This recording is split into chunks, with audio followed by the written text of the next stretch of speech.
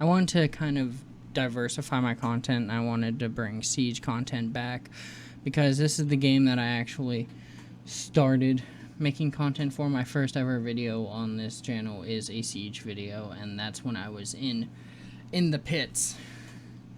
So I decided to make this, probably edit it too before I go to bed. I might start uploading it as well. But this video is mainly talking about the certain trap operators. Now, I used to be a trap main, Legion main to be more specific. But with the changes that went through and the introduction of new characters, a lot has changed, and it gave me time to really reflect. And like, I made notes over here, but I forgot I forgot Ela. Yeah, Ella's, I don't even consider her anymore. I haven't even kept up to her. I don't even know if she's good at it or good or not anymore. But I never really used Ela. When her shotgun was broken, that's when I used her. But the main ones I'm going to be talking about today are Legion, Frost, let's see, Kapkan, and Thorn. But those are the main four that people really consider when, hey, bring traps. When your team asks you to bring traps, these are the four that you usually go to. I guess you could consider Fenrir a trap, but I prefer to look at him as more intel-based, but it's the same as Legion, or what Legion used to be. Because with Legion's nerf, it completely... What Legion had going for him was the intel that he brought. And when they took that away, for those of you that don't know, Legion used to be my go-to just because of the intel that he could gather so passively. So you could see your goose through the wall, which I don't think you can anymore. I don't play Legion. I think they nerfed his gun too, which would be the only reason you would actually play him. But you could gather so much intel so passively. If you could put a trap on the other side of the map, and you could see it, and if it went off, you knew where that trap was. If you remembered, you knew that they were, say, theme park. You're holding fucking Throne, and they're in daycare, and you put one in daycare, and they hit it in daycare. You know they're coming through daycare. So if you have a teammate that has roaming, a Cav or Alibi, what am I doing? The ops are right here. If you have a Cav, Alibi, people like that, Vigil, wherever the fuck he is, I don't know, Vigil. If you have one of those ops, you could relay that information and they could get easy picks. Not anymore. If you pay attention, you can figure out where they're coming from, but not to the extent that you used to. You don't gain that info passively anymore. You have to listen for it, and you have to be ready to take the gunfights, and you have to keep those traps near you so you can actually hear them, because you can't see them through the wall anymore. So that's Legion. I used to main him quite a bit, and it was a sad day when his intel got nerfed, but I knew it was coming.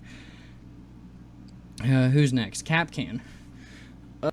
Kapkan is a good trap, but I feel like it's too easily fucking...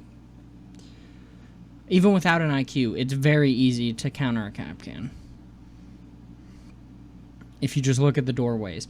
Now, if the enemy team has a good Kapkan, it can be really fucking annoying. But most of the time, if you see a good player, if you see them, not even a good player, an average player, if you see a Kapkan in prep phase, it's smart to check every door, or at least drone out every door to see if that has a trap on it. Now, sometimes you forget. Sometimes you're cut for time and you rush in. I did like the nerf that they did with Kapkan.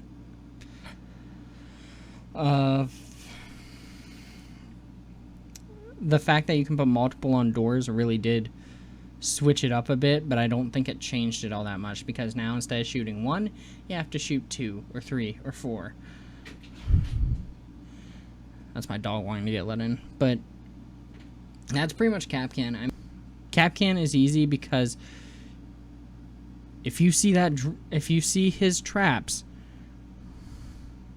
you can easily just shoot him off. You can easily get an angle or something on it. Not just saying you can't do that with Frost. Like, Frost puts the attacker in a situation. Unpopular opinion, but I think I would pick Frost over Kapkan. Just because she's so easy to forget. Like, Kapkan's traps are in your face, depending on which angle you're holding the door. Frost is usually underneath you, and so you'll see people jump over a window looking down, ready to shoot the frost mat, which puts you in a situation of, I gotta shoot that frost mat, and then hopefully I have time to look back up and shoot whoever's holding it, because if they're smart, another operator or Frost herself is holding that angle, waiting for you to jump in. And even if you do kill them while jumping through, I doubt you'll have time to look down and shoot the frost mat. So this is going in all sorts of directions. I didn't expect it to be this fucking mismatched, but whatever. But yeah, Frost and Kapkan's traps can easily be disposed of if you're playing it right, depending on the situation. More so with Frost, depending on the situation. Kapkan really only goes on doors and windows. But if you do have a good Kapkan, they're really fucking annoying to play against.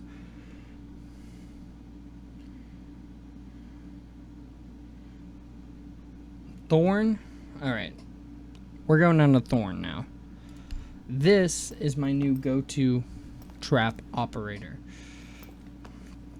She is the best trap operator in my opinion. Fenrir hasn't been out for long enough, so I'm not going to include him in this, but he does have the potential to actually be fucking crazy trap intel. What Legion was, basically. But, her main thing, her gun is so fucking good. That's not even putting her gadget into it. Like, her gun, the fire rate and the damage are perfectly balanced. Like, you can die. She's not OP. You can die because of the fire rate on her gun. Especially if they have a higher fire rate gun, like Zero with the fucking MP7, or anyone with a submachine gun. Or even Jackal or Osa with their PDW or whatever the fuck it is. Their LMG. But I would say her strongest asset would be her gun. Her gun and her deployable shield, because I can hold so many angles with her deployable shield.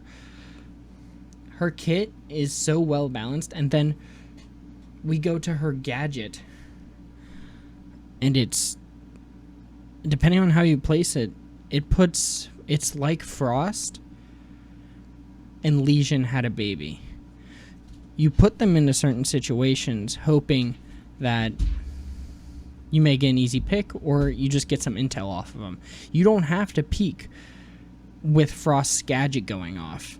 When you hear it, you know where they're pushing. You know they're probably in that room because they probably escaped it. What I like to do, like the other day, I was playing on Bank for like the 1000th time this season. Most of my games are played on fucking Bank. But on Bank, we were down in lockers defending, and I put her fucking Razor Bloom. I put a Razor Bloom on dirt to server.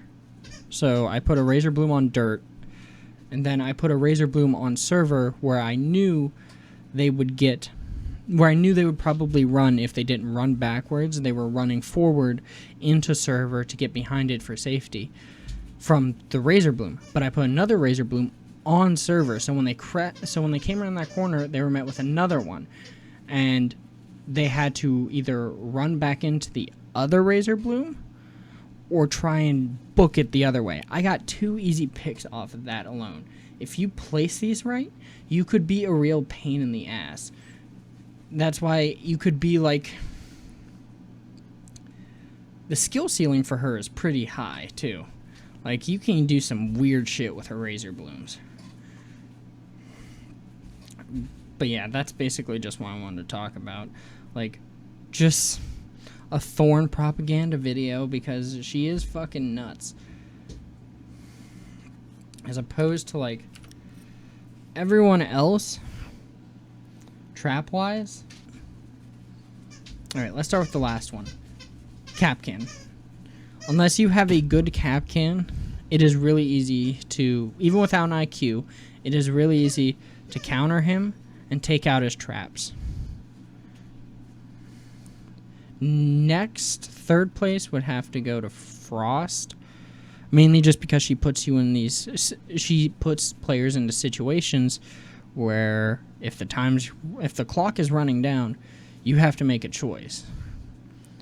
Do you try and kill whoever's on that angle while tanking the Frost mat and getting downed and hoping your teammate can come and pick you up?